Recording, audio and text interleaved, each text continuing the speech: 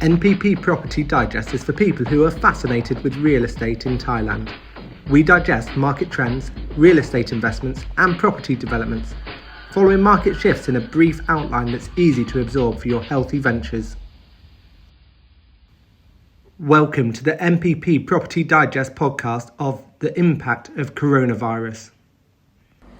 NPP Realty and Consultants have been watching the market closely, especially during the impact of COVID-19.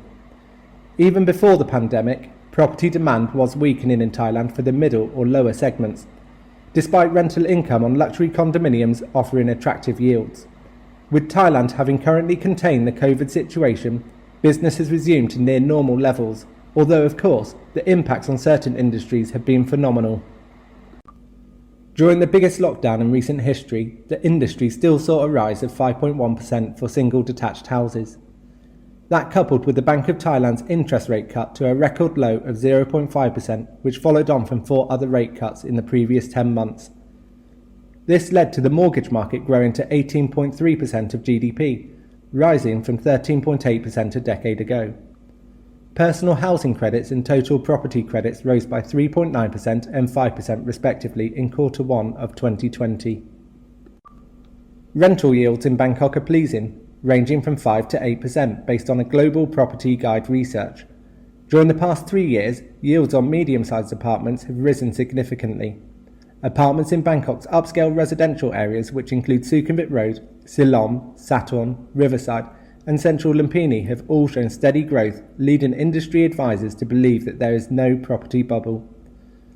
With the real demand not speculative, purchases have continued throughout the pandemic measures, despite restrictions on travel for many.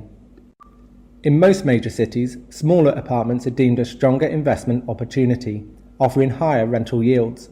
Bangkok differs in this sense. A 60 square metre apartment earns a gross rental yield of 5.6%, while 120 square metres and larger apartments earn a gross yield of around 8%. The pandemic situation has weakened the residential construction work. While current projects are still being completed, fewer registrations of new buildings have been recognised by the real estate market. This will increase demand in the long term for the available units. On the resale side of the market, sellers are reviewing their sales prices and are being realistic with their own expectations. This has led to a buyer's market with investors keen to take advantage in the small dip in the depressed property prices, with international investors finding it difficult to visit the country with a travel ban being in effect from April 2020. Fewer international transactions are taking place, while a greater number of local buyers are investing in the properties. When the travel restrictions are lifted, the investors will return and engage with the property market once again. At NPP, we have been supporting our clients with purchases from distance and locally, with many finding opportunities that suit their portfolios. We will continue to follow the market trends to ensure that the most up-to-date information is always provided.